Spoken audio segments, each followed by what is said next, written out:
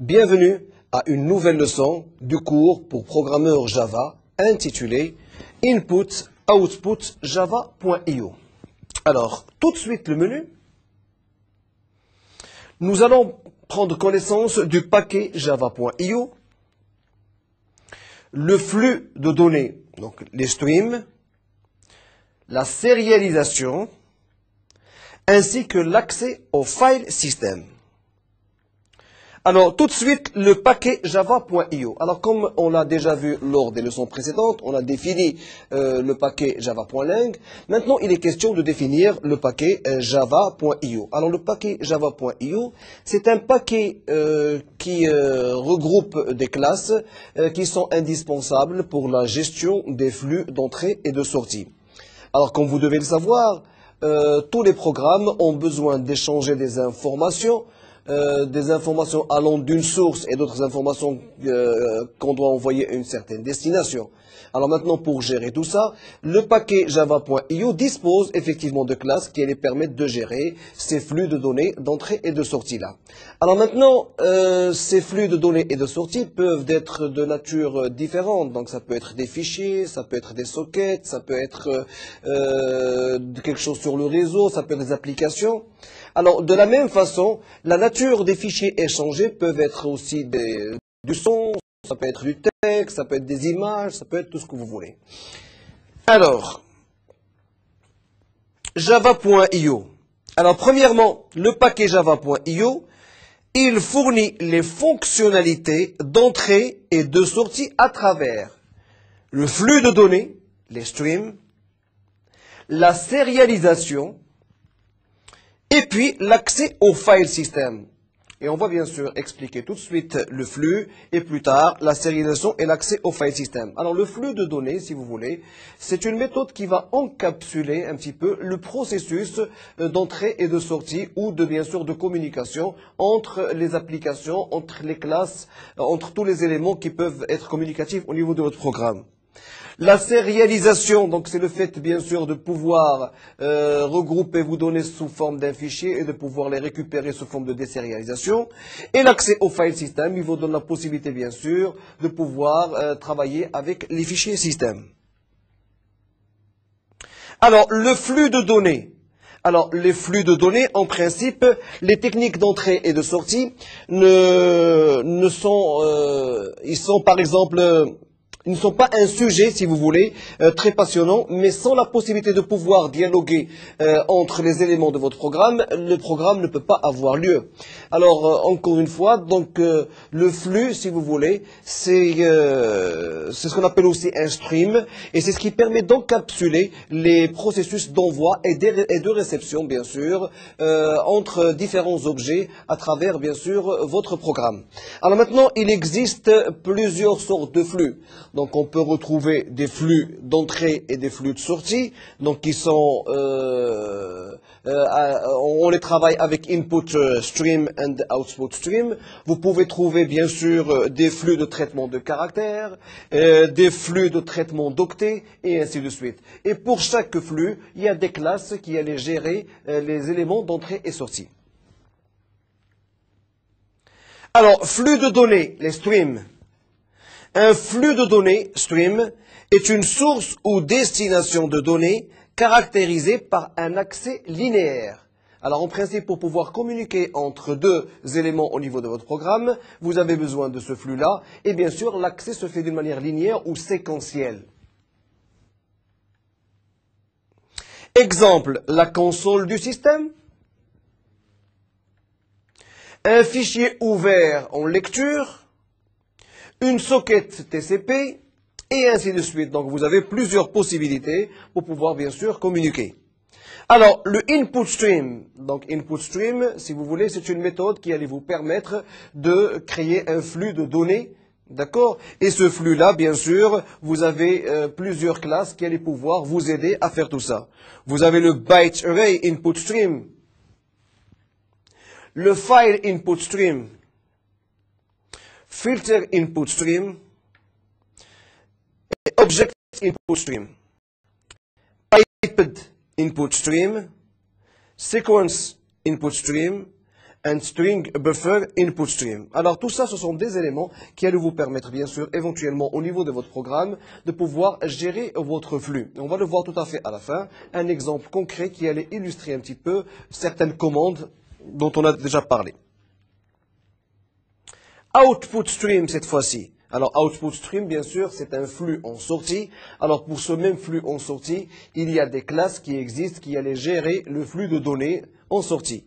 Alors, vous avez le byte array, output stream, le file output stream, filter output stream, et là j'ouvre une parenthèse parce qu'en principe, les flux, ce sont des filtres. Et on va le voir beaucoup plus loin lorsqu'on aura besoin de travailler avec des caractères. On aura besoin de bufferiser un petit peu les caractères pour pouvoir les traiter paquet par paquet. D'accord? Donc ce qui fait que automatiquement, les flux, si vous voulez, ils jouent le rôle de filtre pour les échanges entre une source et une destination. Object output stream, piped output stream. Alors, reader and writer. Alors, reader and writer, en principe, ce sont les classes abstraites pour la lecture et écriture de streams de caractères. Alors, comme je vous ai déjà expliqué tout à l'heure, c'est que au niveau des flux, vous avez plusieurs possibilités de flux. Donc, il y a le flux d'entrée et le flux de sortie, il y a le flux de caractères, il y a le flux des octets, et ainsi de suite. Tout dépend de quelle manière vous allez travailler. Alors, à présent, on va voir le flux des caractères. Reader and writer. Alors, les classes dérivées illustre les fonctionnalités de façon efficiente sur certains types de streams. Donc maintenant, si vous êtes sûr de pouvoir traiter des caractères, il faut bien sûr créer des flux de caractères et utiliser les classes correspondantes. Buffered Reader and Writer. Alors, lorsqu'il s'agit de travailler avec une chaîne de caractères, il est nécessaire de bufferiser, comme je l'ai déjà expliqué tout à l'heure, cette chaîne de caractères pour pouvoir, dans une mémoire tampon si vous voulez, pour pouvoir traiter ces informations par lot. Donc, toutes les classes sont regroupées dans le package java.io. Char Array Reader and Writer, Input Stream Reader, et ainsi de suite. Alors maintenant, le input stream. Alors là aussi, vous avez des classes ainsi que des arguments que vous pouvez utiliser, des méthodes. Alors, int read, read bytes, skip long, mark and reset, and close. Donc tout ça, ce sont des méthodes qui allaient vous permettre de gérer, bien sûr, ces éléments-là lorsqu'il s'agit d'avoir des input streams ou des flux d'entrée. Output stream, donc les flux de sortie maintenant. Alors, write, c'est les méthodes que vous pouvez utiliser. Write byte avec bien sûr plusieurs attributs. Flash and close. Alors, stream tokenizer.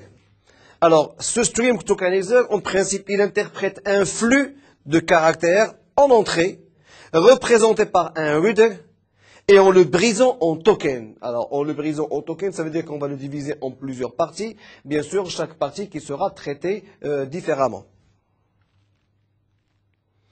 Alors, le stream tokenizer, il reconnaît les identificateurs. Il reconnaît les nombres. Il reconnaît les chaînes entre les guillemets et les commentaires. La sérialisation cette fois-ci. Alors pour pouvoir vous expliquer un petit peu la sérialisation, alors la sérialisation des objets sauvegarde des données sous forme d'un fichier. Alors, sous forme d'un fichier de format bien sûr particulier.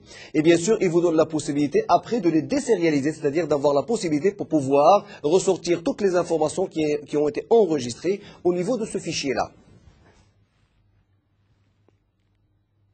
Alors, le concept général, c'est la possibilité d'emmagasiner et récupérer des objets Java. Alors bien sûr, lorsque je dis emmagasiner et récupérer les objets Java, c'est de les emmagasiner sous forme d'un fichier de format bien sûr particulier. Alors l'examen bien sûr du format des données donne un aperçu exact, si vous voulez, du processus permettant de placer des objets dans un flux. Alors, les objets sont sérialisés dans une stream. Lorsqu'on parle de stream, ça veut dire qu'on parle bien sûr d'un flux, si vous voulez. Deux formes. Vous avez la sérialisation et vous avez la désérialisation. C'est-à-dire que le fait de regrouper tous ces objets au niveau d'un fichier et le fait de récupérer ces objets-là à partir de ce fichier. Alors, sérialisable. C'est une interface qui doit être réalisée par les objets à réaliser, c'est tout à fait normal. Donc on ne peut sérialiser que les objets que vous avez au niveau de votre programme. L'objet sérialisé contient toute l'information nécessaire pour identifier et vérifier sa classe et pour reconstruire l'instance. Parce que maintenant, si vous voulez, c'est comme une sauvegarde que vous allez faire. Alors maintenant, cette sauvegarde-là, elle contient toutes les informations pour pouvoir la restituer chaque fois que vous en avez besoin. Alors maintenant, la désérialisation. Alors c'est une interface qui doit être réalisée par des objets désérialisés et réalise l'interface sérialisable, c'est-à-dire que l'objet désérialisé, il ne peut s'appliquer qu'aux objets qui ont été sérialisés et pas à d'autres objets. Mais l'objet à désérialiser est le seul responsable du format externe de ses contenus. Alors, Object Output, là ce sont des classes pour la sérialisation et pour la désérialisation. C'est une interface qui décrit un conteneur où peuvent être emmagasinés les objets. Donc avec Object Output, vous allez définir, si vous voulez, un fichier où vont être emmagasinées toutes les données ou tous les objets. Write Object, c'est pour pouvoir bien sûr ajouter ces objets-là au niveau de ce fichier. Write In, write float, et ainsi de suite, si vous voulez bien sûr écrire directement des déclarations au niveau bien sûr de votre fichier. Flash, et ainsi de suite. Alors, Object Output Stream. Alors, l'Object Output Stream, il réalise bien sûr un flux pour pouvoir passer l'information ou pour pouvoir sérialiser des objets au niveau d'un fichier. Il réalise l'interface Object Output, construite à partir d'une output stream. Donc, output stream, vous vous rappelez qu'on a utilisé le input stream et l'output stream, c'est le fait de créer, bien sûr, les flux d'entrée et les flux de sortie.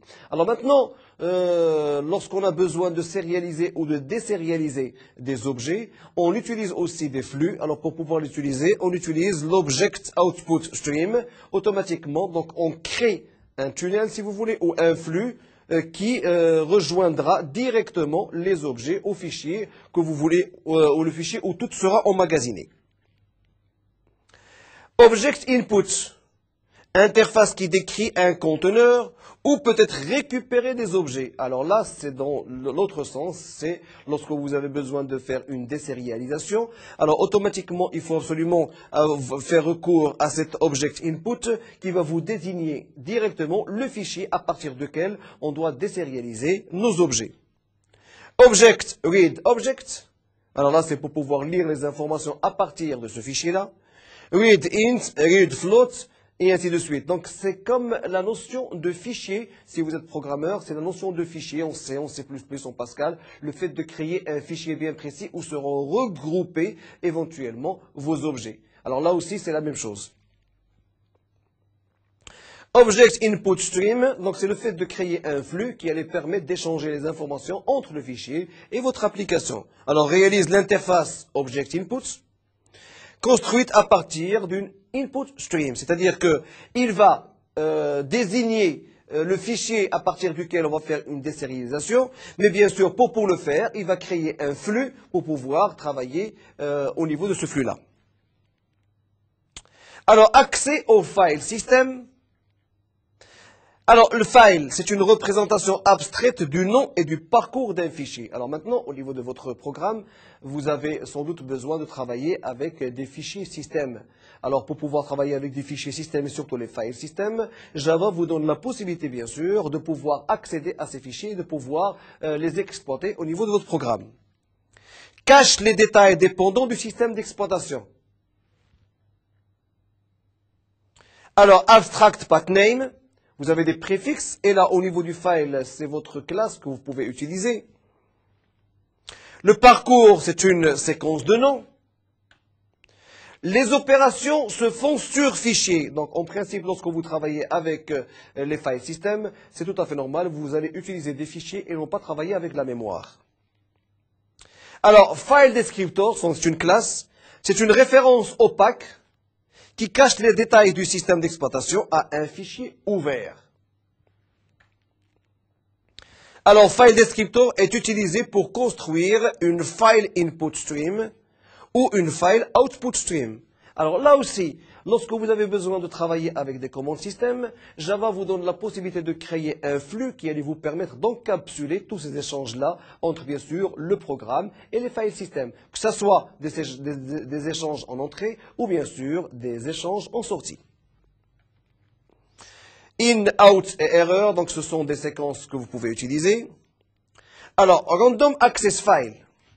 Alors, Random Access File, en principe, c'est une classe qui permet de chercher ou d'écrire des données à n'importe quel emplacement d'un fichier bien précis. Alors, rappelez-vous, vous qui êtes programmeur, vous connaissez la fonction random. Random, c'est-à-dire qu'elle vous donne, random par exemple, un chiffre, ça veut dire qu'elle peut vous donner un chiffre au hasard, surtout si vous donnez par exemple random entre 1 et 50, donc chaque fois que vous faites recours à cette fonction-là, elle va vous donner un chiffre aléatoire de 1 à 50. Là aussi, lorsqu'on parle de random access file, ça veut dire que vous avez accès à un fichier, mais à n'importe où au niveau du fichier. Vous n'avez pas une idée exacte où est-ce que vous allez, bien sûr, emmagasiner vos informations ou les faire sortir ou pouvoir les exploiter. Donc, n'importe où au niveau du fichier là. Alors, bien sûr, Random Access File supporte la lecture et l'écriture via, bien sûr, les méthodes read and write, le positionnement, getFilePointer and seek. Alors, généralement, le getFilePointer, c'est pour pouvoir avoir une idée exacte de l'endroit où vous allez emmagasiner vos informations ou l'endroit à partir duquel vous voulez recevoir vos informations. Alors, vous avez la méthode seek. La méthode seek, c'est une méthode qui allait vous permettre de donner, par exemple, une longueur de caractère. Et ça, on peut le savoir. Vous qui êtes programmeur, vous avez peut-être sans doute déjà travaillé avec ça au niveau de langage C ou C++ ou le Pascal. Alors, modification de la longueur. Length et set length. Alors, length, c'est pour avoir, bien sûr, la longueur d'une chaîne de caractères. Et là, c'est très important. Parce que pourquoi? Lorsqu'on a besoin, par exemple, de sortir un nombre bien précis de caractères à partir d'une chaîne de caractères, on a besoin parfois de savoir la longueur d'un caractère. Donc là aussi, vous avez la possibilité, vous avez des classes ainsi que des méthodes qui allaient vous permettre de sortir ces informations-là. Fermeture, close. Alors, les exceptions. Alors là aussi, comme on l'a déjà vu au niveau de plusieurs cours précédemment, les exceptions, ce sont, si vous voulez, les erreurs qui peuvent se produire au niveau de l'exécution de votre programme. Alors ces erreurs-là, donc, on peut les contrer au niveau de Java, c'est-à-dire qu'on peut créer des exceptions, et au niveau de ces exceptions-là, on peut créer des codes qui peuvent capturer ces exceptions-là, et à partir de ces codes-là, on peut sortir des messages d'erreur sans avoir à faire planter la machine ou à faire planter le programme. Parce que vous ne pouvez pas vous imaginer le désagrément que ça peut porter à votre travail. Les exceptions dérivées identifient les anomalies plus précises comme end of file, exception, file not found, exception, et object stream, exception. Alors maintenant, la partie théorique, on vient de la terminer. On va passer à un exemple pratique pour vous montrer un petit peu l'utilisation et l'exploitation des flux ainsi que d'autres éléments du package java.io. Alors sans plus tarder,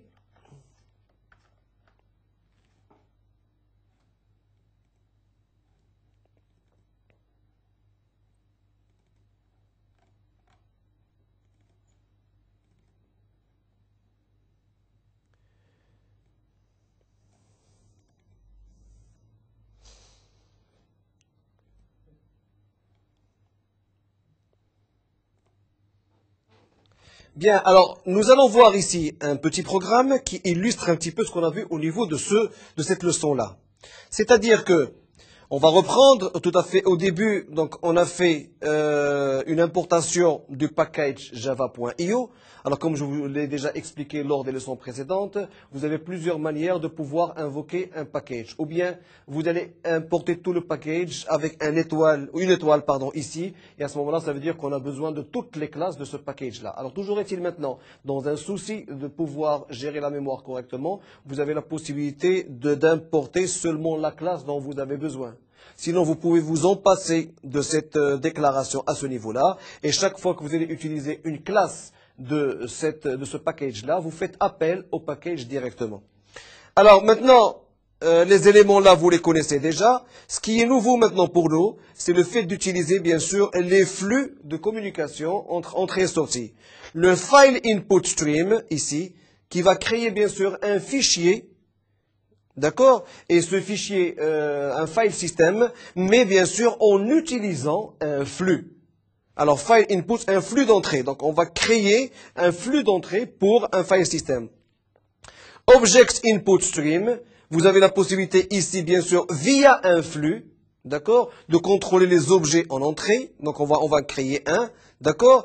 Et puis, tout à fait à la fin, vous pouvez utiliser le read object pour pouvoir lire l'information à partir de ce fichier-là. Alors, toujours est-il, vous avez la possibilité de les utiliser chaque fois que vous avez besoin d'échanger des informations entre une source et une destination, d'utiliser des flux. Alors, rappelez-vous qu'il y a trois sortes de flux. Encore plus peut-être. Vous avez le flux, bien sûr, des données en entrée et en sortie. Vous avez des flux de caractères. Vous avez les flux des octets et ainsi de suite. Alors tout dépend avec quel flux vous allez travailler. Alors pour chaque flux, vous avez un ensemble de classes qui allait gérer tous ces éléments-là. Alors rappelons-le, vous avez ici un try avec un catch. Alors try, c'est pour la gestion des exceptions. Donc tout notre programme ou notre liste d'instructions a été faite entre un try et un catch. Si jamais vous avez un problème à ce niveau-là, automatiquement, vous allez catcher, c'est-à-dire que vous allez pouvoir récupérer l'information de cet incident-là et vous allez pouvoir ressortir un message d'erreur sans avoir à faire planter votre machine. Alors, notre cours prend fin. Si vous avez besoin d'informations complémentaires, vous pouvez toujours vous connecter au site de Netuno en cliquant sur le lien Magnetio.